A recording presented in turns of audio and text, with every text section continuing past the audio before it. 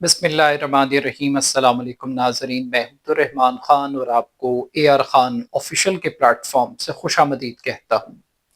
नाज़रीन, चंद रोज़ कबल पाकिस्तान के वज़ीर दाखिला मोहसिन नकवी ने एक तकरीर की।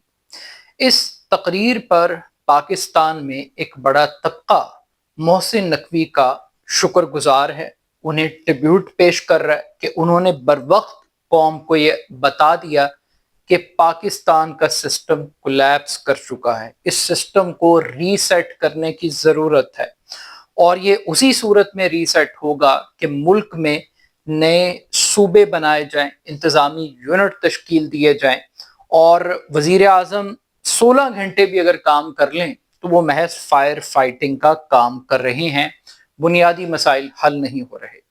मोहसिन नकवी ये बयान देकर मोहसिन पाकिस्तान तो बन गए हैं, मगर एक बड़ा तबका मोहसिन नकवी पर तनकीद कर रहा है। सवाल यह है कि क्या वाकई ये निज़ाम कोलैप्स कर चुका है?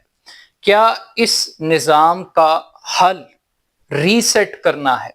नए इंतज़ामी यूनिट बनाने से पाकिस्तान के अंदर गुड गवर्नेंस आ जाएगी, पाकिस्तान के अंदर जो इंतज़ामी मसाइल हैं उनको दूर कर लिया जाएगा।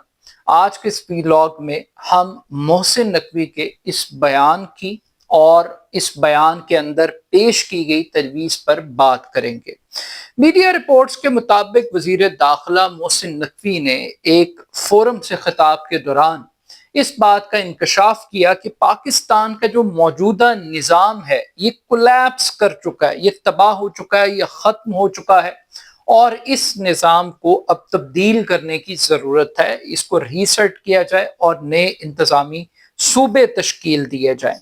और इसके साथ साथ उन्होंने ये भी बताया कि वज़ीर आज़म साहब जितनी मर्जी मेहनत कर लें, वो फायर फाइटिंग कर रहे हैं और एक शख्स रेड लाइन क्रॉस नहीं करना चाहता और वो अपॉर्चुनिटीज प्लेट में रख कर दे रहा है, मगर कोई उन अपॉर्चुनिटीज को अवेल करने वाला नहीं है।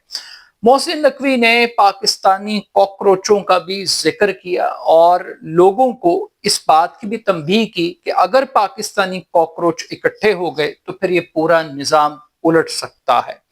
अब मोहसिन नकवी की ये तकरीर थी और इस तकरीर पर दो नुक्ता नज़र थे। एक नुक्ता नज़र ने तो इस तकरीर को खबर की सूरत में लिया कि मोहसिन नकवी का शुक्रिया कि उन्होंने इन्फॉर्म कर दिया, बर वक्त बता दिया कि ये निज़ाम गिर चुका है। कुछ लोगों ने इसको चार्जशीट के तौर पर तस्वुर किया हुकूमत के खिलाफ और कुछ लोग ये समझते हैं कि ये मोहसिन नकवी का एतराफ़ जुर्म है और इसी एतराफ़ जुर्म की वजह से मोहसिन नकवी को कुछ लोग मोहसिन पाकिस्तान भी तस्वुर करते हैं कि कम से कम उन्होंने इस मुल्क की आवाम के साथ सच बोलने की कोशिश की है, लोगों को हकीकत बता दी है कि जो डेमोक्रेटिक सिस्टम इस मुल्क में राइज है ये निज़ाम अब लोगों को रिलीफ नहीं दे सकता, रेस्क्यू नहीं कर सकता और हमें एक ऑल्टरनेटिव निज़ाम की तरफ जाना है। मोहसिन नकवी ने इस बात को भी कहा कि इस निज़ाम के अंदर यानी जो जमहूरियत है इसमें भी 4-5 निज़ाम है, हमें अगर एक निज़ाम काम नहीं कर रहा तो फिर दूसरी तरफ भी देखना चाहिए।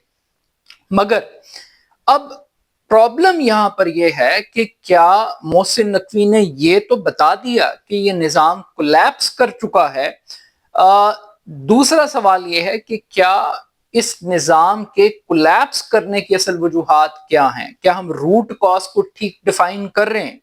क्योंकि प्रॉब्लम यहां पर यह है कि सेल्फ अकाउंटेबिलिटी का मैकेनिज्म नहीं है। जो शख्स ये बता रहा है कि ये निज़ाम कोलैप्स कर गया है वो खुद वजारत दाखिला की कुर्सी पर बैठा हुआ है।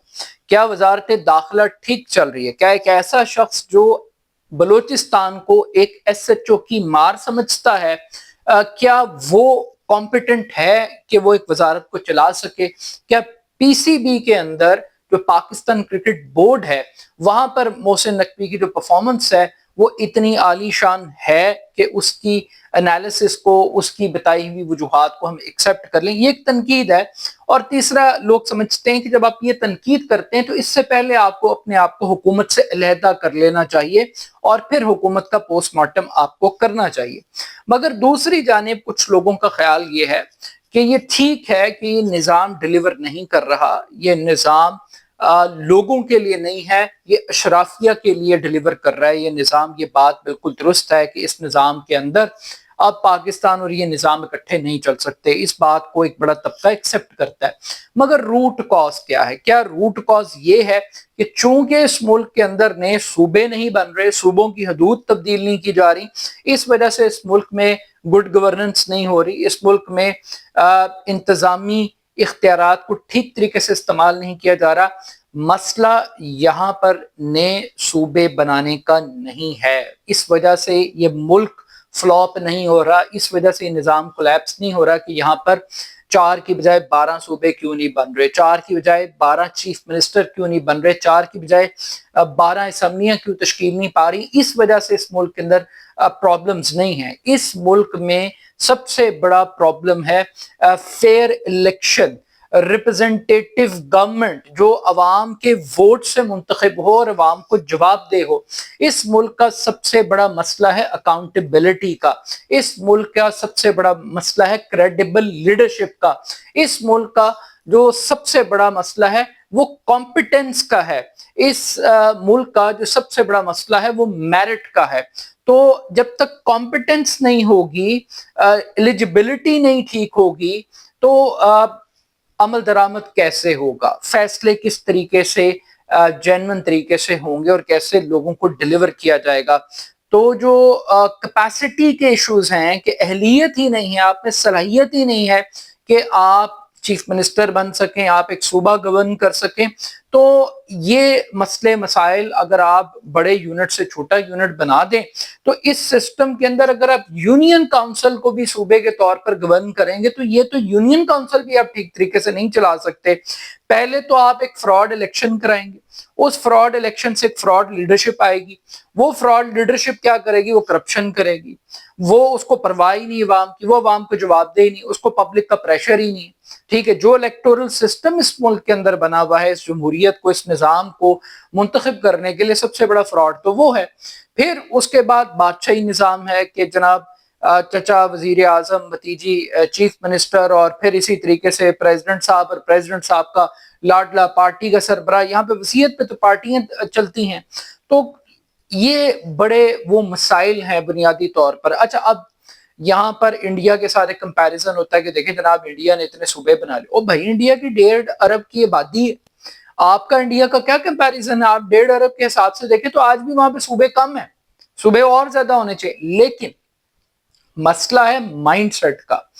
جس ملک کے اندر بیوروکریسی، افسر شاہی وہ آؤٹ آف کنٹرول ہو، انہیں نئی برانڈ نیو گاڑیاں چاہیے ہوں اور ملک آئی ایم ایف سے گوڈے گوڈے مقروض ہو، جس ملک میں چیف منسٹر کو 12 ارب روپے کا لگژری جہاز چاہیے ہو اور یہاں پر لوگوں کے پاس زہر کھانے کے پیسے نہ ہوں جس سرکار کے پاس، تو اس ملک میں آپ یہ سوچیے نا کہ سول بیوروکریسی کے اندر آپ اصلاحات نہیں کریں گے، آپ جوڈیشل ریفارمز نہیں کریں گے، آپ پولیٹیکل ریفارمز نہیں کریں گے نظام کے اندر، تو یہ نظام کیسے ڈیلیور کرے گا؟ ایک نیکسس ہے پاکستان کے اندر، ایک اشرافیہ کا لیڈ کیپچر ہے، ایک گروپ بنا ہوا ہے کہ چند سیاستدان ہیں، چند خاندان ہیں، چند بیوروکریٹ ہیں، چند ججز ہیں، چند جرنیل ہیں اور چند جرنلسٹ بھی ہیں۔ کیونکہ اب جو میڈیا ہے وہ صرف انڈیا میں گودی میڈیا نہیں، اب پاکستان کے اندر بھی ایک گودی میڈیا ایگزسٹ کرتا ہے اور اس کو کوئی بھی آپ نام دے سکتے۔ تو ایک پورا ایک کارٹل ہے، ایک پورا ایک مافیا، ایک پورا ایک پیکج ہے اس ملک کے اندر جس نے اس نظام کو جکڑا ہوا ہے۔ اس نظام میں رہتے ہوئے آپ 100 صوبے بنا لیں، رزلٹ وہی نکلے گا جو 4 صوبوں سے رزلٹ نکل رہا ہے۔ پرابلم یہ ہے کہ آپ روٹ کاز کو ڈیفائن نہیں کر رہے کہ آخر روٹ کاز ہے کیا، اور پھر آپ یہ بھی کہہ رہے ہیں کہ جی لیپ ٹاپ بانٹنے سے نوجوانوں کا کچھ نہیں ہوگا، چند ہزار روپیہ قرضہ دینے سے اور وظیفے دینے سے کچھ نہیں ہوگا، یہ آپ خود ایکسیپٹ کر رہے ہیں۔ بٹ سٹل مسئلہ یہ کہ اس ملک کی بیوروکریسی نے سیاستدانوں کو اسی کام پہ لگا دیے۔ ٹک ٹاک چیف منسٹر ہیں، یہ فوٹو سیشن کے لوگ ہیں، ان کو کوئی فرق نہیں پڑتا۔ اب رہ گئی بات صوبوں سے پہلے آپ کو ایک سٹرونگ بلدیاتی نظام کی بات کرنی چاہیے۔ یہاں پر ایک ہسٹوریکل فیکٹ ہے، اس ملک میں جمہوریت تو خیر کبھی آئی نہیں، جس کو جمہوریت کہتے ہیں وہ جمہوریت کے نام پہ سب سے بڑا ڈاکہ تھا 1970 کے الیکشن سے آپ آج کے الیکشن تک دیکھ لیں، تمام الیکشن متنازع، تمام الیکشن میں اسٹیبلشمنٹ نے اپنی مرضی کے گھوڑوں کو چوز کیا ہے. پھر اس کے بعد ہم نے پریزیڈنشل سسٹم دیکھا, ہم نے مارشل لا دیکھے. اب دیکھیں نا, یہ جو روٹ کاز ہے کہ جو پارٹ آف دی پرابلم ہے انہیں ہم پارٹ آف دی سولوشن بتا رہے ہیں. مثال کے طور پہ جناب آرمی چیف اکیلا ہی محنت کر رہا ہے اس ملک میں, اکیلا ہی اپرچونٹیاں بنا رہا ہے. او بھائی, شہباز شریف کو لانے والا کون ہے؟ اس نظام کو سپورٹ کس ایک شخص کی حاصل ہے؟ یہ جو ہمیں ایک پیج پڑھاتے ہیں, یہ جو ایک کتاب پڑھاتے ہیں, یہ بنیادی طور پر جو کتاب کے موجد ہیں, جو خالق ہیں اس کتاب کے, جو رائٹر ہیں, وہ کون ہیں؟ تو رائٹر کو ہم بری ذمہ قرار دے دیتے ہیں, رائٹر کو خراج تحسین اور باقی سارے چور ہیں. تو یہ بھی ایک, جب تک آپ ٹرو پکچر, ٹرو ریالٹی لوگوں کے سامنے نہیں لائیں گے اس وقت تک یہ چیزیں ایڈریس نہیں ہو سکتی. اب یہاں پر ہم نے ایوب خان کے 10 سال بھی دیکھے, ماشاء اللہ کے ضیاء الحق کے بھی 10 سال دیکھے, ہم نے پرویز مشرف کے 10 سال بھی دیکھے, ہم نے یہاں پہ بی ڈی سسٹم بھی دیکھا ایوب خان کا, غیر جماعتی انتخابات بھی دیکھے ضیاء الحق کے, ہم نے پرویز مشرف کا ناظمین کا بلدیاتی نظام بھی دیکھا. لیکن مسئلہ یہ ہے کہ جب آپ کنگز پارٹیاں بناتے ہیں, جب آپ کاف لیگیں بناتے ہیں, جب آپ خلائی مخلوق کے ذریعے چیزوں کو منور کرتے ہیں, مینج کرتے ہیں, تو وہ بلدیاتی نظام بھی زمین بوس ہو جاتا ہے. آج کراچی کے اندر بلدیاتی نظام ہے, لیکن جو بلدیاتی لیڈرشپ ہے, جس طرح چوری سے آپ ان کو لے کر آئے اقتدار کے اندر, وہ کیا ڈیلیور کریں گے؟ آج کے پی کے اندر بلدیاتی نظام ایگزسٹ کرتا ہے, مگر اس کی کیا ویلیو ہے؟ ایک ڈمی مرا ہوا بے اختیار جو بلدیاتی نظام ہے اس سے ٹھیک نہیں ہوگا. تو کہنے کا مقصد یہ ہے کہ اس پر تو آپ کو محسن نقوی, محسن پاکستان کہنا چاہیے کہ کم سے کم آپ نے قوم کو آگاہ کر دیا کہ بھائی جاگتے رہنا, ساڈے نہ رہنا, یہ نظام کولیپس کر چکا ہے, یہ آپ نے بتا دیا. اس کو ہم خبر سمجھیں, اس کو ہم چارج شیٹ سمجھیں, اس کو ہم اعتراف جرم سمجھیں, اس کو ہم جو بھی سمجھیں, لیکن یہ نظام کیوں کولیپس ہوا ہے یہ اصل سوال ہے. اور دوسرا سوال یہ ہے کہ اس کولیپس شدہ نظام کو ری سیٹ نئے صوبے بنا کر کرنا ہے, یا پھر آپ نے اس پورے نظام کے فنڈامنٹلز کو چینج کرنا ہے. جب تک آپ انٹیگریٹی والی, آنیسٹی والی, کیپیبل لیڈرشپ, کیپیسٹی بلڈنگ والی leadership, bureaucratic reforms, judicial reforms اس ملک کے اندر نہیں لائیں گے, فیئر الیکشن نہیں کریں گے, اور جو بیماری کی جڑ ہے جب تک وہ اپنا احتساب نہیں کرے گی, اس وقت تک اس ملک کے اندر کوئی بھی نظام لے آئیں اس کا رزلٹ کولیپس ہی نکلے گا. وہ فائر فائٹنگ ہی آپ کرتے رہیں گے, لیکن at the end of the day ہوگا کچھ نہیں. تو اپنا فیڈ بیک مجھے ضرور دیجیے گا. میرے YouTube channel AR Khan official کو ضرور سبسکرائب کیجیے گا. بہت شکریہ, اللہ حافظ.